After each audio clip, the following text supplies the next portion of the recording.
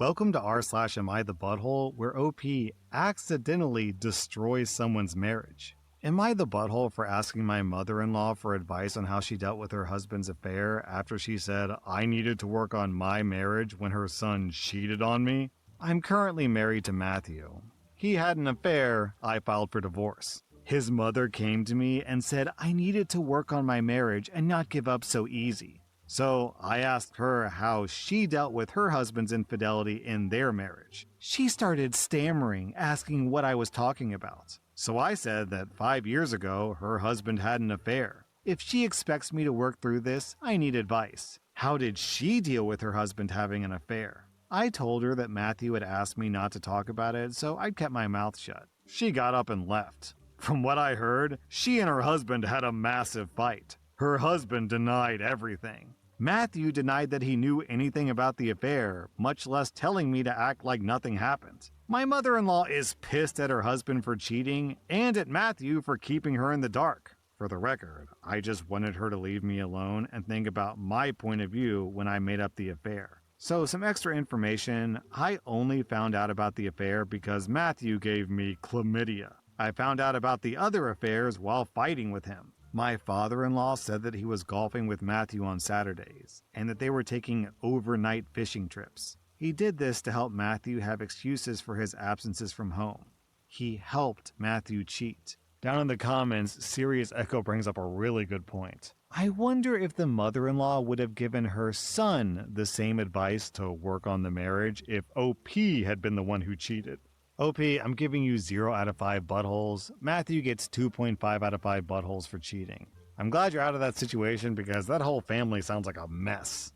Am I the butthole for telling my sister that I don't have the looks to sleep my way to the top after she called me a DEI hire? I had a traumatic brain injury as a child. It left me with some physical impairments as well as slurred speech. My sister has always thought that I used my condition to get extra attention from our parents and at school. My sister married her boss. I believe they did everything appropriately. Before anything started, they went to their company HR and she was transferred to a different office. He had no direct control over her employment. I've worked for my dad since I got out of university. It works for me because I didn't have to interview and I can have lunch with the boss sometimes. At work, we have a professional relationship, and I don't take advantage. I was recently headhunted by a company my dad does business with. They were impressed with the level of work that was coming out of our shop. I talked to my dad about it, and he said that he would be sad to see me go, but the next step up at his company was his job, and he wasn't going anywhere. So I had his blessing. I accepted the job, and my dad threw me a going-away party. All the employees were invited, and friends and family. My sister was there with her family.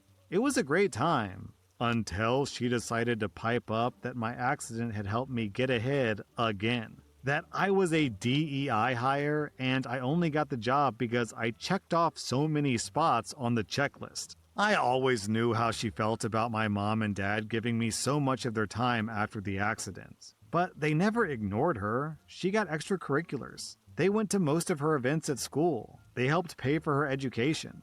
I fully acknowledge that there is more to parenting, but from my point of view, they did their best. I just didn't realize that she still thought I got special treatment because of my condition.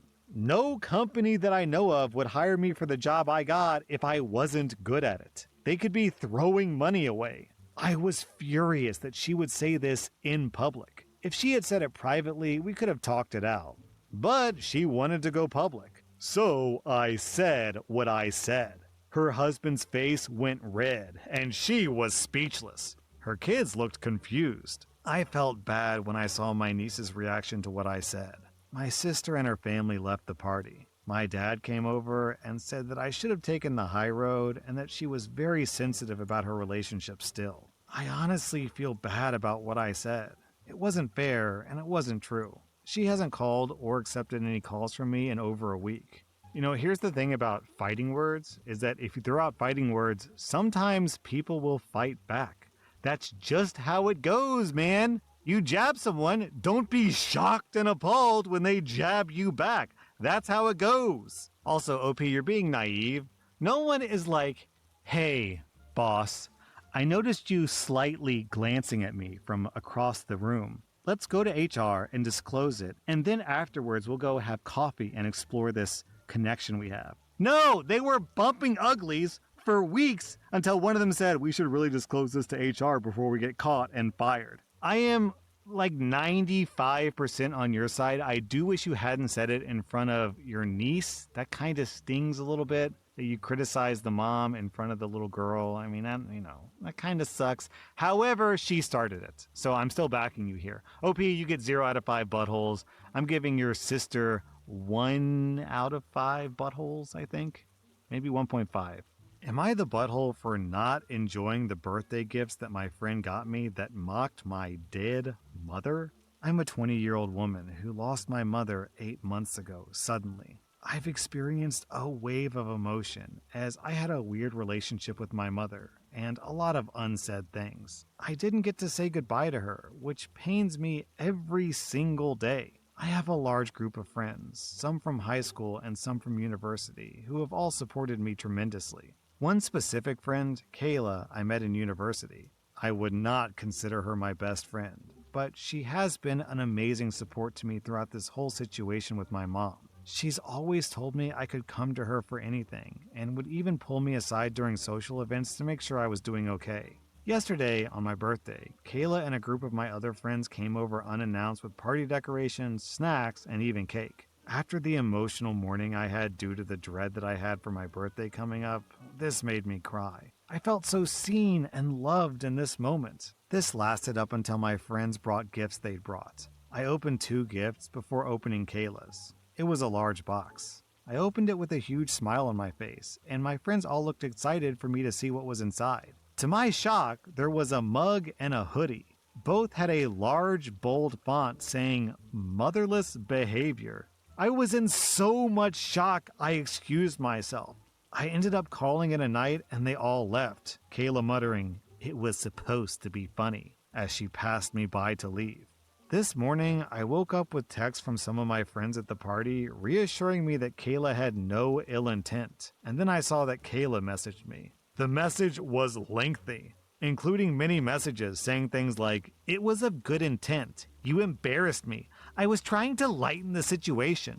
One message in particular that Kayla sent had gotten to me. The message said, "After 8 months, you should be able to accept your mom's death and joke about it. You're self-sabotaging from holding on, and it's ruining your friendships." I felt so sick. This question is making me wonder if I truly am the butthole and if I should be over my mother's death. This is not funny. It is uncool and rude, and there's no expiration date on grief.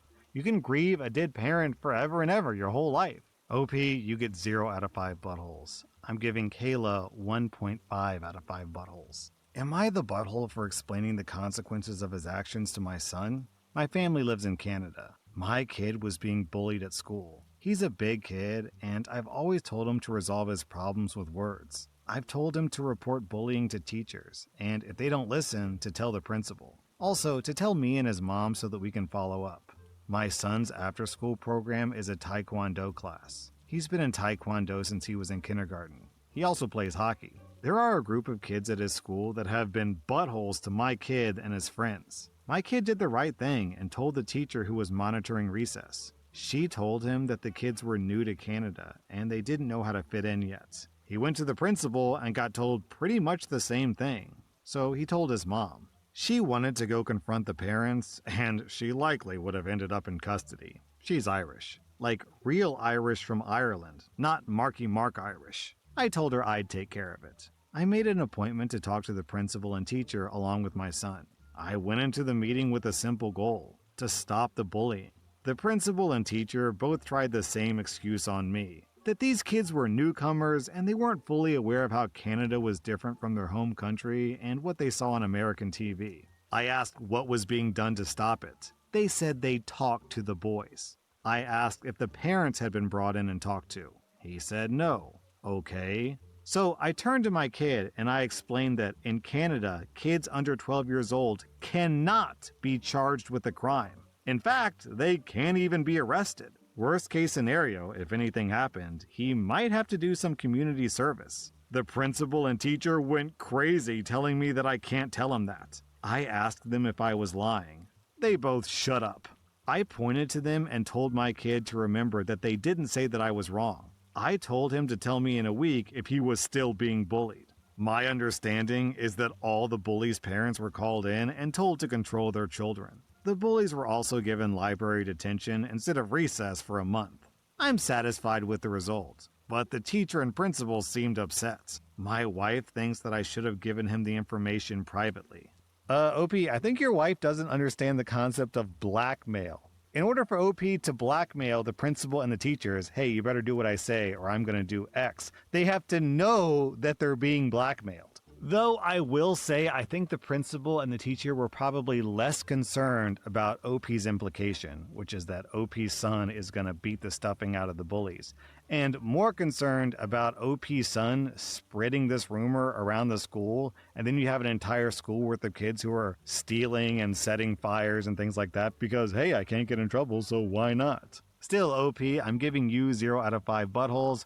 I'm giving these teachers and principals who seem to not care that kids are being bullied under their watch 2 out of 5 buttholes. The bullies also get 2 out of 5 buttholes. Am I the butthole for understanding and not freezing out my dad for leaving our mom over a dead bedroom? This is a weird post to make because honestly, it's weird to know such details about my parents, but such is life, so here goes. I'm a 27-year-old guy, and my parents have recently announced that they're in divorce proceedings. I was a surprise, so they're still pretty young, both in their late 40s. I have a younger sister who's 24 and recently married and freaking out. Apparently, my dad is leaving my mom because for the last 3 years, they basically never passionately hug. She would have no interest, and I guess it went from once every couple of months to, in the last year, she straight up told him she's not interested in doing it anymore. He asked for an open marriage, and she took that as a sign that he would cheat and filed for divorce. It sucks, but I get it from both sides. I'm not really trying to get in the middle of it, to be honest. I've always gotten along fine with both of them, but my dad and I have always been super close. Just way more in common and the more involved parent growing up.